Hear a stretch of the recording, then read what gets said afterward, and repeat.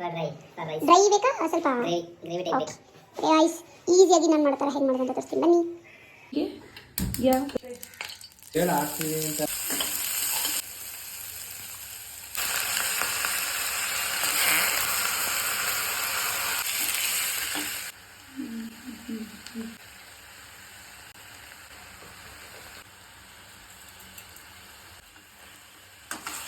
ಅದೇ ಆಗಲೇ ಶುಂಠಿ ಬೆಳ್ಳುಳ್ಳಿ ಪೇಸ್ಟ್ ಬಿಟ್ಕೊಂಡಿದ್ದೀನಲ್ಲ, ಯಾಕಂದರೆ ಯಾವಾಗಲೂ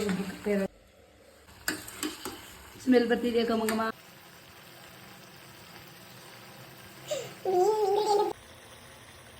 ಶುಂಠಿ ಬೆಳ್ಳುಳ್ಳಿ ಪೇಸ್ಟ್ ಹಾಕ್ತೀವಿ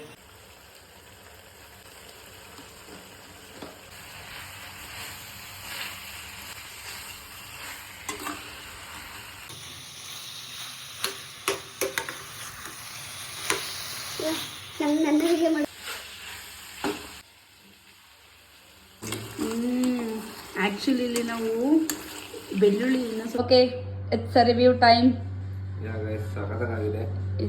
ಬೀಫ್ ತೋರಿಸ್ಬಿಡ್ತೀನಿ. ಹೇಳ್ರಿ ಹೆಂಗಾಗಿದೆ. ಓಕೆ ನೀವೊಂದು ಸ್ವಲ್ಪ ತಿನ್ಕೊಬಿಡಿ ಗೈಸ್.